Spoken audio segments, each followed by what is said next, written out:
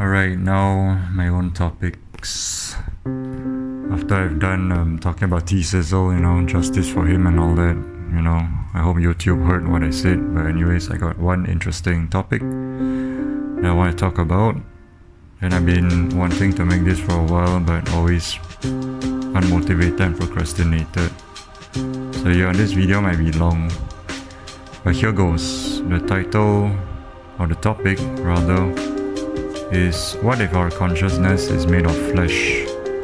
So I made some pointers. When we die, point number one, when we die, our bodies decay and our skeleton remains, indicating that our souls / life force is gone and left this planetarium, aka this world. Point number two, flesh is soft, just like how humans are social and emotional creatures. Warmth, love and togetherness is prevalent in human nature, in parentheses, good, bad and ugly aspects. Point number three, our organs are organic and carbon-based, just like all forms of life. These organs are crucial in sustaining our experience and existence on this planet. When we die, they die too by decaying, indicating that their job is done. Our bones are our mere structure and support. Our support, in parentheses, skeletal structure, and it represents our mark / remnants when we die. Point number four, our brains mark our consciousness and awareness. So when we depart, our consciousness, aka our brains, also follows, in parentheses, decays. Number five, women have wombs and they are made of flesh, which is required for fertilization, implantation, pregnancy and birth to happen. When a woman passes away, her skeleton is left. Point number six, maybe burial and cremation are symbolic. If we were buried, our organs decay and our bones remain, in parentheses, indicating separation. Whereas if we are cremated, our bones and organs are together, indicating, in parentheses, indicating unity. Last and final, point number seven. Let me count. Yeah, point number seven. Separation in the sense where we ascend to a higher level where our consciousness, aka organs, has departed and our bones remain to show our mark and remnants on this planet.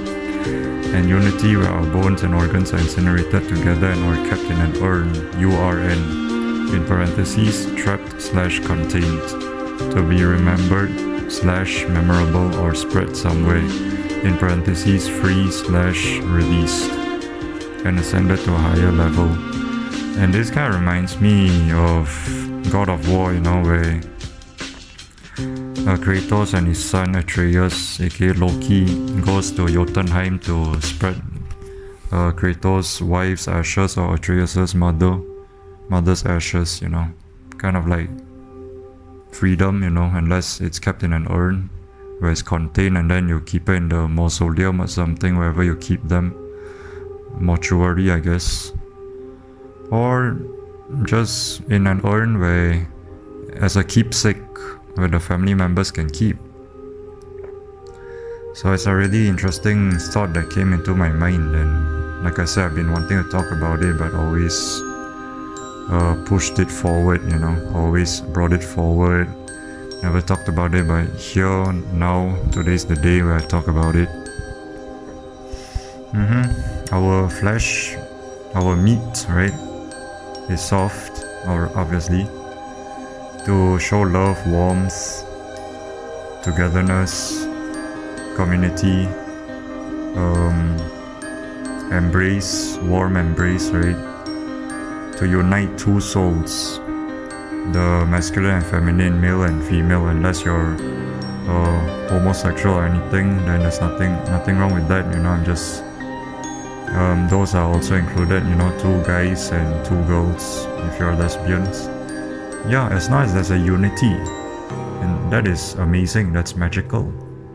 Yeah, I sound fantastical, don't I? Fantasy and all, but what else do you expect me to do, especially in these trying times where the going gets tough and the tough get going, right?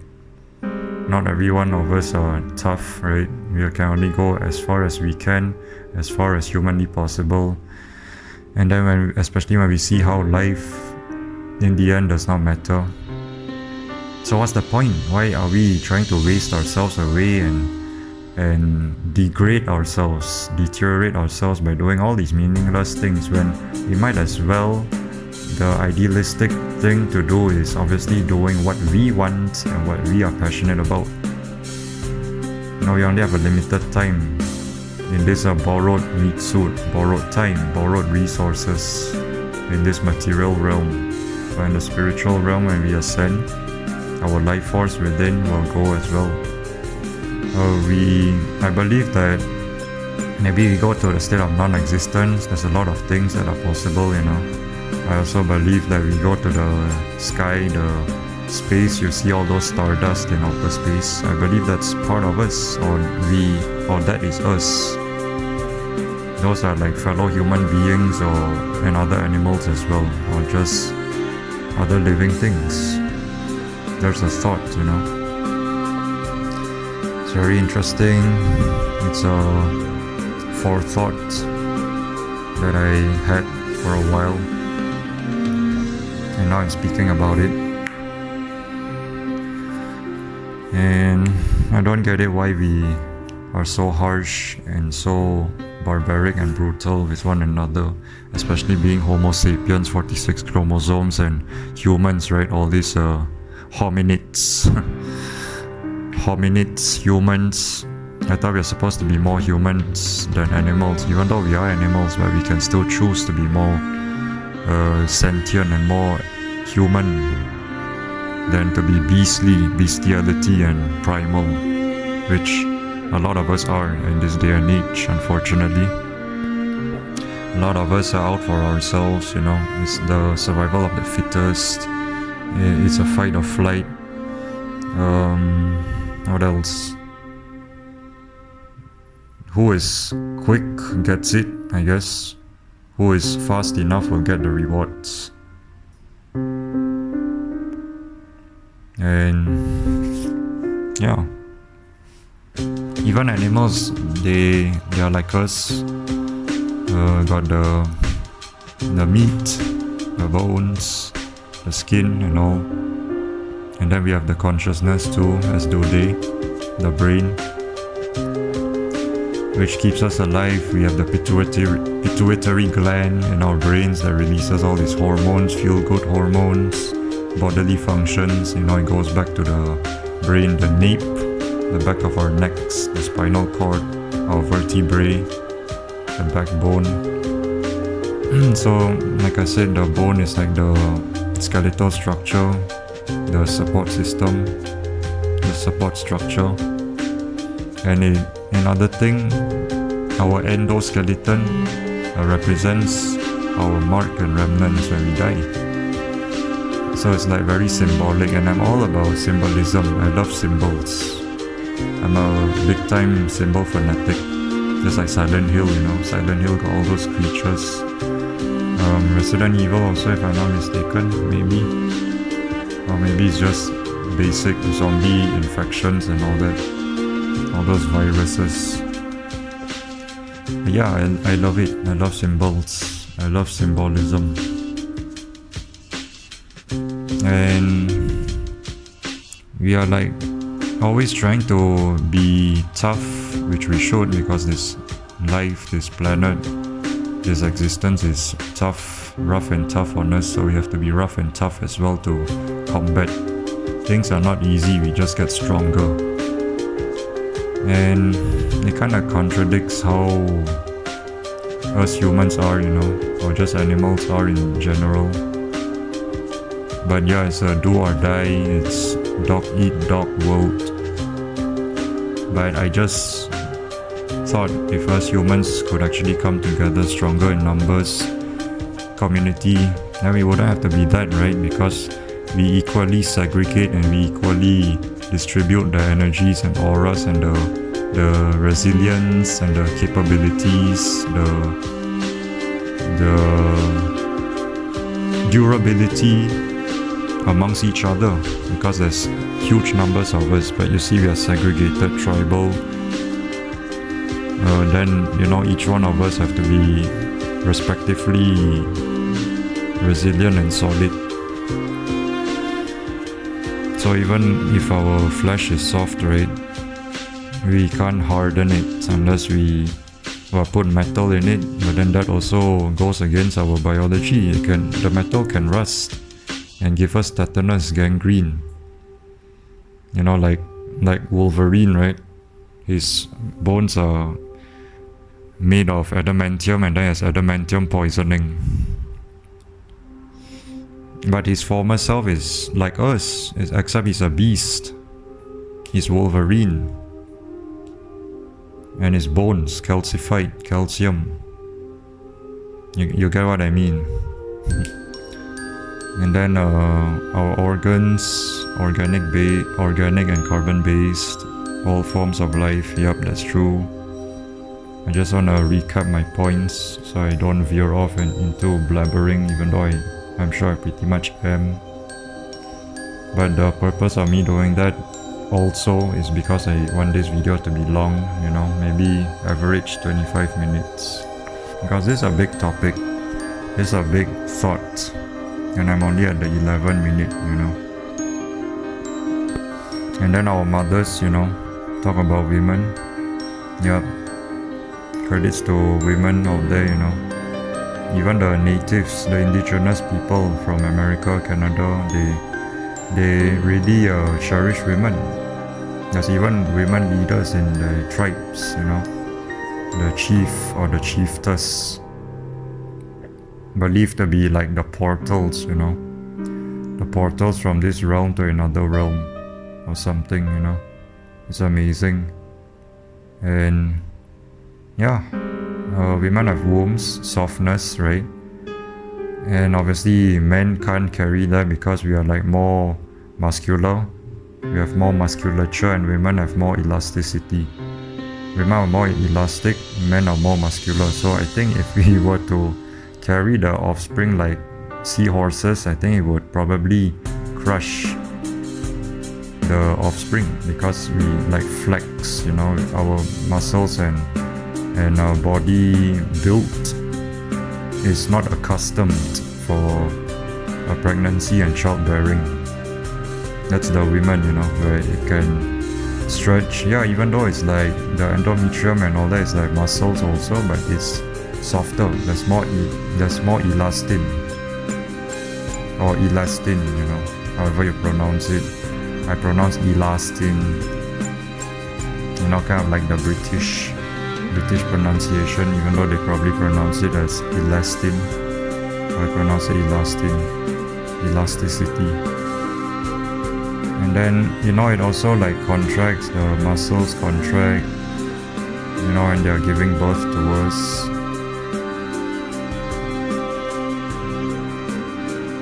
And then, you know, our mothers, grandmothers, all that, when they pass away. Just recapping my points here. Obviously their skeletons remain, you know, so it's like honorable, as well as men also. And then talking about burial and cremation are symbolic. Buried, our organs decay and our bones remain, indicating separation. That means from the flesh, the softness has departed and separated from the hard parts of us, the solid parts of us, which is our bones. And then it goes back to the earth. It feeds the earth, nourishes the earth, you know. That's why some people want to be buried, so that they can like nourish the soil and the ground, because they have like taken from the earth, right, to nourish themselves, so they want to return the favor kind of thing. And that actually sounds admirable, that sounds commendable. I think I would probably want that for myself, even though my family, most of them, the tradition is cremation, but for me, I'd be the odd one out, the oddball, and I want burial, so that living things can feast on it, you know. After all, the real me, the real us is what's within, is the life force, the soul, the energy. You know, got all these beliefs and speculations, Gnosticism, that we are trapped in this flesh prison, this prison planet, this this body, this meat suit, but the real us is actually divine and powerful. But this evil creator, this god, the Sakla, the blind one, the evil, the Yalda Beyoth, trapped us from the Pluroma, the divine realm where we belong. Took us because he's jealous, like a freaking idiot, right? The R word, the R-tard, the restart, fucking restart. And then he wants to convert our positive energies into negative energy so that we can supply him with all of that. That's why there's all these archons, these demiurge, this invisible stuff lingering and lurking amongst us that we can't see, but then sometimes you feel off. Well, that's probably because of that. But then it could be something else entirely. Who knows? It's just speculations.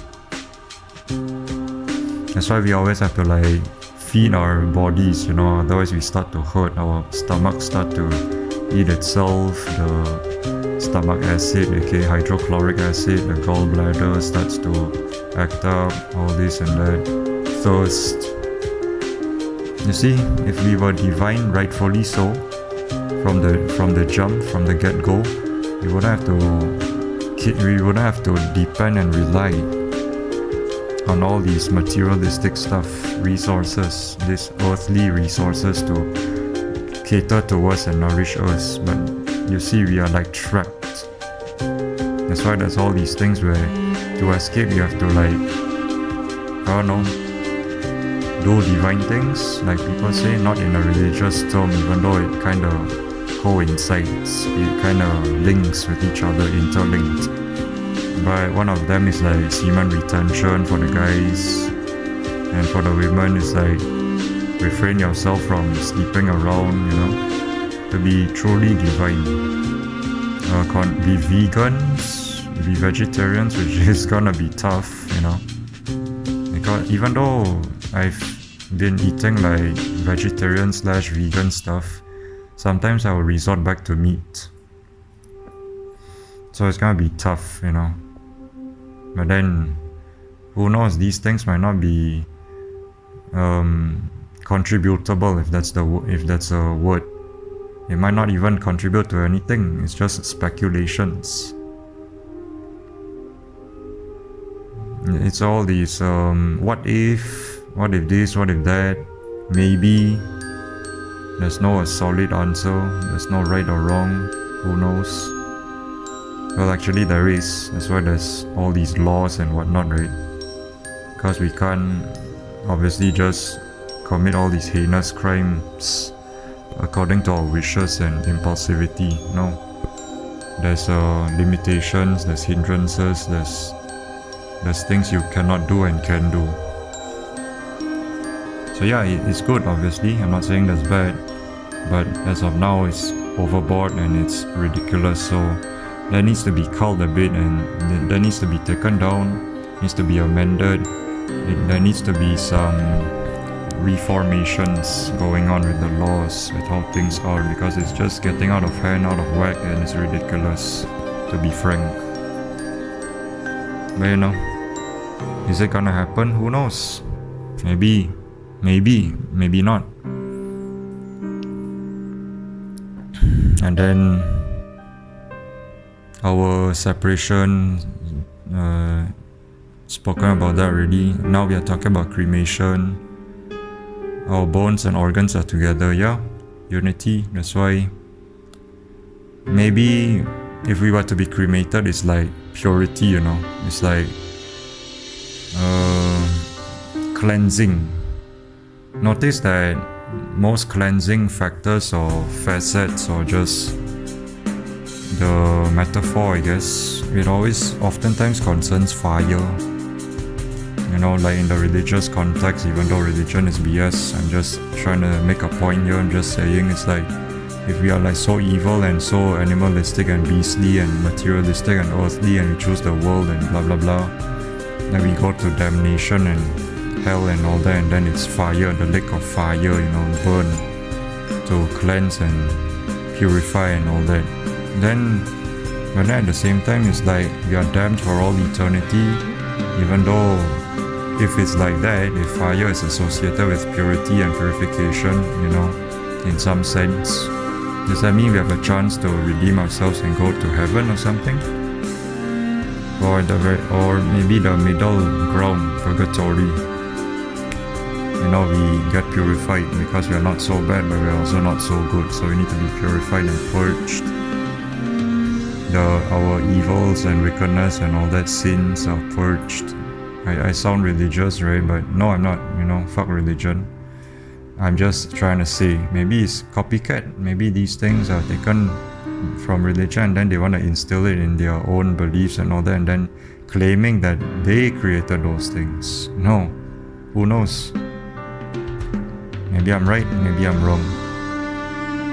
But you see, it's like Judgment Day, like that movie, I guess. Or is it Independence Day? There's destruction, there's fire and all that. It's like purification, destroy. Fire is associated with many things. Destruction, purification, life. You see, it's life and death. It destroys, but it also gives life. That's why we need heat from the sun. We need heat to cook food, right? Then we can nourish ourselves. We can't necessarily eat raw food, otherwise we fall sick. And then heat also allows us to boil some water, clean water. So it killed all the microorganisms. So it's in a way purifying the water. You see what I mean? Heat. And then we also have body heat, right? To operate our systems, to keep ourselves warm. That's why when we are shivering and all that, we eat some food, our bodies react to it, and then starts to generate heat, because we need heat to operate. Just like generators, when you activate or switch on a generator, it starts to produce heat, it starts to perform, it starts to function, and then over time it heats up our devices, our computers, laptops, phones, tablets, what have you, cars. Those are heat. So heat, in a way, gives life. Heat cooks food, heat boils water, gives life, nourishment, to nourish ourselves. Heat also gives warmth, so that we won't be too cold in this cold world, right? Except in some places where it's just stifling hot, stifling heat. And then you obviously want to seek some coldness, right, to even out the temperature, because we are warm-blooded and we can only sustain ourselves in warm climates, the preferred weather, the preferred temperature. Sure, we can thrive some of us can thrive in the cold, some of us can thrive in the heat. But the ideal temperature, the preferred temperature, is how our bodies are, how our blood temperature is. Warm. That's the best. Warm-blooded, warm climate, warm temperature. Not too cold, not too hot. That's why some people hate the cold, some people hate the heat. You rarely hear people say, I hate the warm. I hate warm temperature. I like it to be too cold, I like it to be too hot, Those are like the extremes. Maybe there are some like that, but it's few and far between. You don't oftentimes hear that, do you? It's either they hate the heat, one side, or the other side, they hate the cold, the other side. Does that make sense? So I've covered burial, cremation, women, our brains, the consciousness, the pituitary glands and all that. It controls our bodily functions, our motor functions, our verbal, how we speak, how we control all these coordinations and all that. The endometrium stuff within our heads that controls our direction, right? I think it's called endometrium or something. That controls our positioning, so that our head doesn't fall to lean to one side, and then it misdirects us, and then it makes us lose control. Yeah, that's why our heads are kind of heavy. Believe it or not, our necks have some muscles to it, muscular. Because if you're like actually, I know it sounds gross and barbaric and scary, but if you carry a human head, not saying that I've held one before, but people have reported that a human head is actually heavy. Or even if you try to carry someone, you try to lift them by the head, it's kind of weighty, isn't it?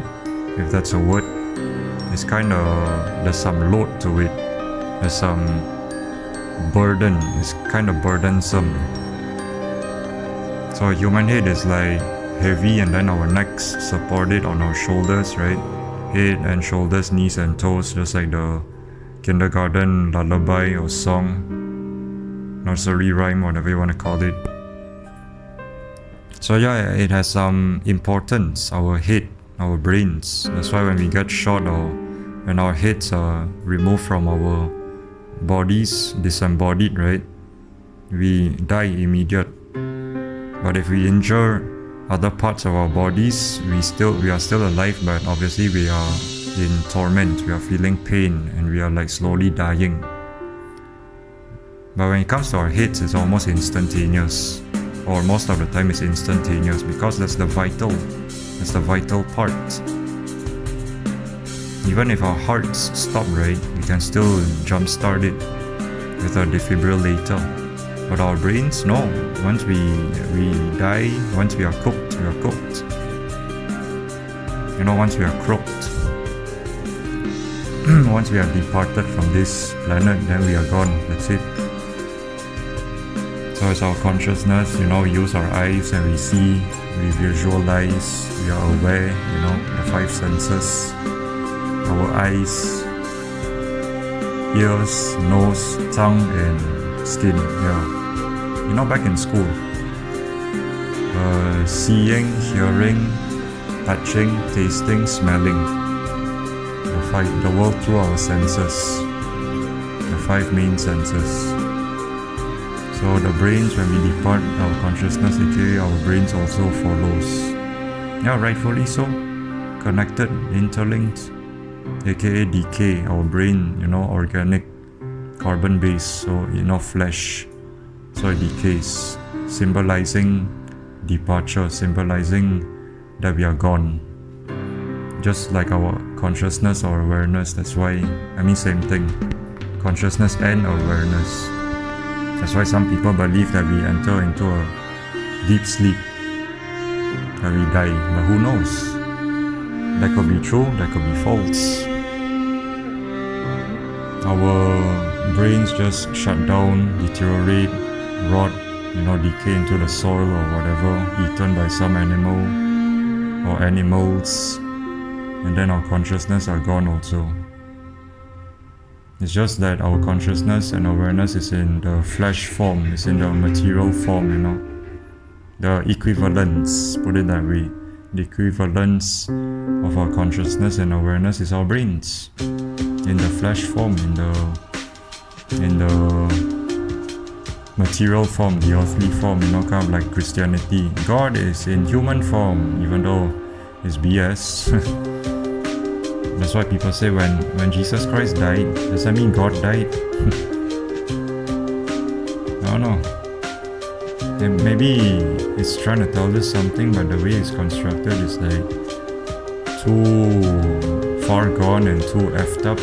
It's just a lot of BS and very unbearable and unpleasant, to the point where it's deemed as ridiculous, fairy tale and all that, religion, Christianity. It's like the duality, extension kind of thing, the life force and then the flesh form and all. And that does not mean I'm enrolling into Christianity and all that, don't get the wrong idea. I'm just trying to make a point, okay? F all the religions. I'm about to sneeze. You see, I'm speaking truth and then now there's interruptions. How fitting, how convenient. But yes. the equivalent of our life form, of our life force, consciousness and awareness in this realm, material realm, right? Since we are here, the equivalence is our brains. I've covered flesh is soft, warmth and all that. When we die, bodies decay, skeleton remains, soul's life force is gone. Yeah, already covered. So I guess that's pretty much it, and we are more than 25 minutes, so I guess I'm gonna end it, in a bit. Just wanna speak a bit about whatever I have remaining that I wanna speak about.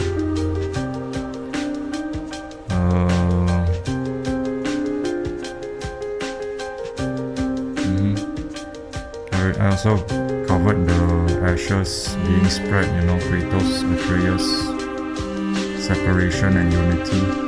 I put it in bold. I made notes about it, and I bolded the word separation and I bolded the word unity. Separation, I just want to recap separation in the sense that we ascend to a higher level, where our consciousness, also known as aka organs, has departed and our bones remain to show our mark and remnants on this planet. Here lies who? Here lies this person. Here lies that person. Here lies your family member, your friend, the ones you care about, beloved, etc., etc. And then unity, where our bones and organs are incinerated together and kept in an urn, aka trapped or contained, to be remembered or memorabilia, or spread somewhere, free, released, and ascended to a higher level, gone with the wind. So yeah, that sums it all up.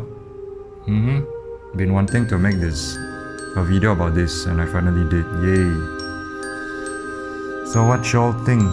I can drop your comments in the comment section, or if you have nothing to say, it's alright. I'm just glad that you are here to listen to me, listen to my rambling, listen to my thoughts and whatnot.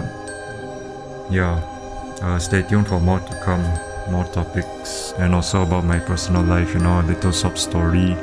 I'll put some music in the background just to kind of make it fit the occasion, just to kind of make it give it a little ambiance. Yeah. Otherwise it's just silence. Yeah, that also can be ambience, like just silence and you hear my voice. It's like speaking in the void, without an echoless void. And then there's pretty much like a mild balance and a mild tuning of the vacuum, right? Where it's created and adjusted in such a way where there's no echoes, but at the same time you can hear me speaking, because vacuum, it just sucks up all the sound. It just sucks up all the light, even the vacuum space. That's why your astronauts, cosmonauts in outer space, they have to talk over walkie-talkies. A Bluetooth device is ready to pair. Instead of openly, obviously, the atmosphere, they're gonna suffocate, and also it's freezing cold, and then the pressure is high, their heads are gonna get crushed, and also they can't hear each other because vacuum.